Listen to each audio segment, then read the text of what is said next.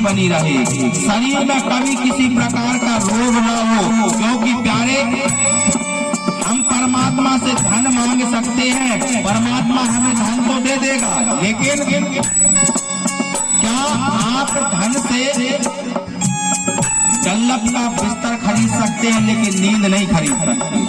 धन से आप 56 प्रकार के भोजन खरीद सकते हैं लेकिन भूख नहीं खरीद सकते।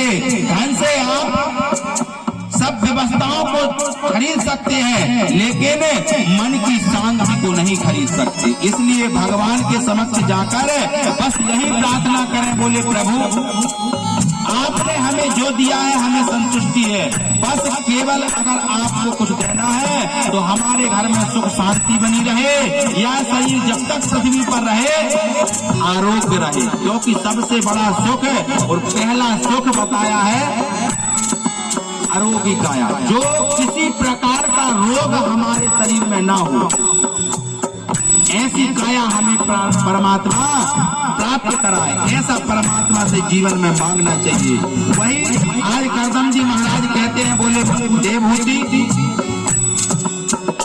बंसी वाले मेरे जीवन की बस एक तमन्ना है, बंसी वाले मेरे जीवन की बस एक तमन्ना है, बोली वाले मेरे जीवन की बस एक तमन्ना है, बोली वाले मेरे जीवन की बस एक तमन्ना है,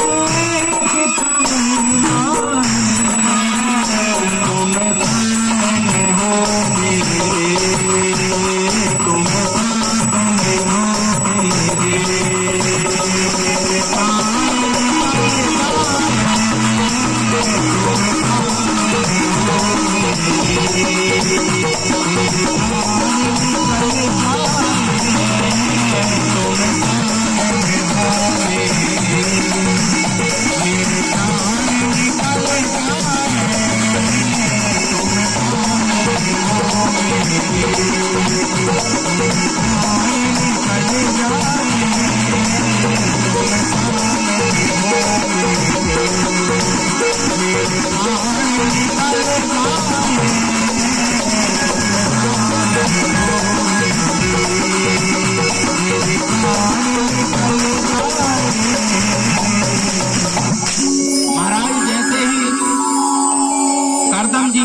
देवहूति मैया को बड़ा सुंदर उपदेश दिया।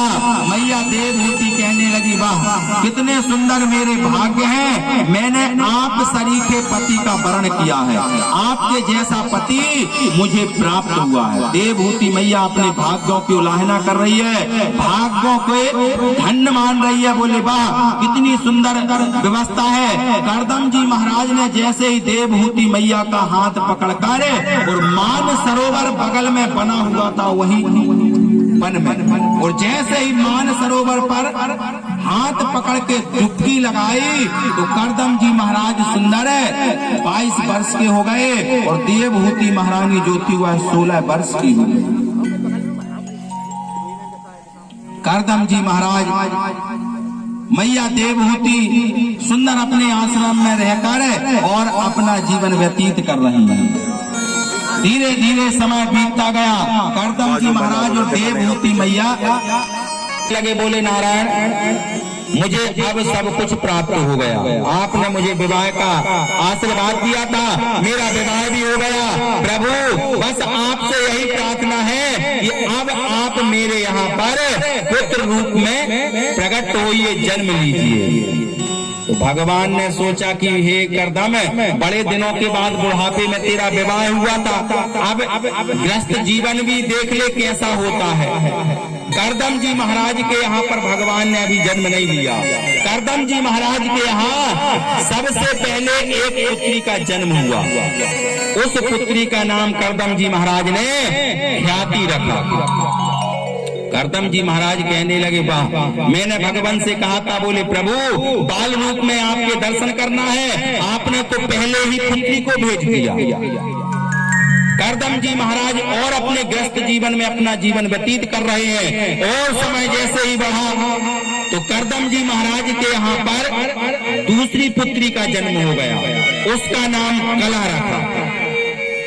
करदम जी महाराज विचार कर रहे हैं, बोले वाह, एक पुत्री पहले हुई थी, अब दूसरी हो गई। करदम जी महाराज ग्रस्त जीवन में प्रवेश करते चले जा रहे हैं और फंसते चले जा रहे हैं। करदम जी महाराज भगवान की आराधना तपस्या कर रहे हैं, लेकिन अब वह करेंट नहीं है जो पहले थे, क्योंकि ग्रस्त जीवन में अगर मनुष्य भगवान की भक्ति करता है तो बहुत बड़ी बात है। इन आश्रमों में ग्रस्त आश्रम जो है सबसे कठिन मार्ग बताया है, और भली भांति जिसने ग्रस्त आश्रम चला दिया, समझ लो कि उसने सब कुछ कर लिया, उसने परमात्मा को प्राप्त कर लिया, तपस्या को कर लिया।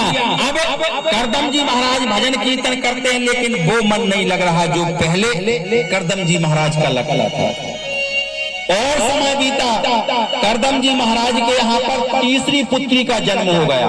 तीसरी पुत्री का नाम अनसुईया रखा। करदम जी महाराज ने सोचा, बोले बताओ, मैंने भगवान से कहा था, बोले प्रभु आप बाल रूप में मुझे दर्शन चाहिए, पुत्र रूप में आना, और भगवान ने एक एक करके मेरे यहाँ 3 पुत्रियां भेजी। करदम जी महाराज घबराने लगे, बोले अब बताओ, मैं ब्राह्मण आदमी भिक्षा मांगकर अपना जीवन व्यतीत कर रहा हूँ, 3 समय और आगे बढ़ा। करदम जी महाराज के यहाँ पर चौथी पुत्री का जन्म हो गया। चौथी पुत्री का नाम श्रद्धा रखा। एक एक करके 4 पुत्रियां हो गई। अब तो करदम जी महाराज भगवान के समक्ष जाकर और सिर पटकने लगे, लेकिन अब वह बात नहीं है। भगवान भी कहता है, करदम जी महाराज और करवा लो विवाह। ये तो ग्रस्त जीवन है। ग्रस्त जीवन में ऐसे अनेक मोड़ आते हैं, और जो दिमाग से, तन से, मन से, धन से भली भांति ग्रस्त जीवन चला ले, उसके जैसा पुरुष नहीं है, क्योंकि ग्रस्त जीवन जो है महान जीवन बताया गया है। 4 देवियां 4 पुत्रियां हो गई। अब और आगे समय बढ़ा, करदम जी महाराज के यहाँ पर 5वीं पुत्री का प्रकट भाव हो गया, उसका नाम गति रखा। करदम जी महाराज रोते हैं, प्रभु को याद करते हैं। प्रभु भी विचार कर रहे हैं कि करदम जी महाराज कम से कम ग्रस्त जीवन व्यतीत कर ले। उन्होंने स्वयं कहा है कि मुझे ग्रस्त जीवन भोगना है। अगर मैंने जाके जन्म ले लिया, बाल रूप के दर्शन कर लिए, उसी समय करदम जी महाराज अपनी पत्नी को त्याग कर पुनः तपस्या में लय लीन हो जाएगा। इसलिए भगवान भी विलंब लगा रहे हैं। इस बात को करदम जी ना जानते, और आगे समय बढ़ा। करदम जी महाराज के यहाँ 6वीं पुत्री का जन्म हो गया, जिसका नाम अरुंधति रखा। सुखदेव जी महाराज कहते, बोले राजा परीक्षित, धीरे धीरे समय बढ़ता जा रहा है। करदम जी महाराज के यहाँ पर 7वीं पुत्री का भी जन्म हो गया। 7वीं पुत्री का नाम शांति रखा। और आगे समय बढ़ा। सुखदेव जी महाराज कहते, बोले राजन, करदम जी महाराज के यहाँ पुनः 8वीं पुत्री प्रकट हो गई। 8वीं पुत्री का नाम जो है हवेल भू रखा। एक एक करके 8 पुत्रियां हो गई। अब करदम जी महाराज बड़े व्याकुल है। करदम जी महाराज प्यारे प्रभु से कहते हैं, बोले प्रभु श्री कृष्ण गोविंद हरे मुरारी, हे नाथ नारायण वासुदेव, कृष्ण गोविंद हरे मुरारी, हे नाथ नारायण वासुदेव,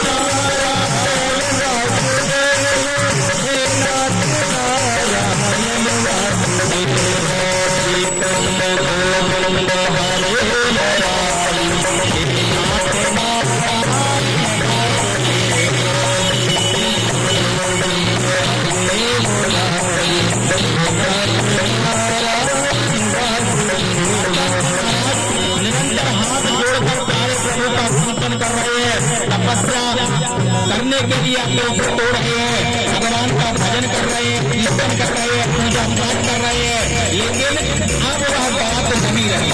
करदम जी महाराज के यहाँ पर एक एक करके 8 पुत्रियों का प्रबंध रहा हो गया। करदम जी महाराज अपने व्यस्त जीवन को भोग रहे हैं और अपने समय बीता। करदम जी महाराज के यहाँ 9वीं कन्या का जन्म हो गया, उसका नाम प्रिया रखा। एक एक करके 9 पुत्रियां हो गई। अब करदम जी महाराज इतने व्याकुल हो गए, बोले प्रभु 9वीं की जगह 10वीं पुत्री आई तो मैं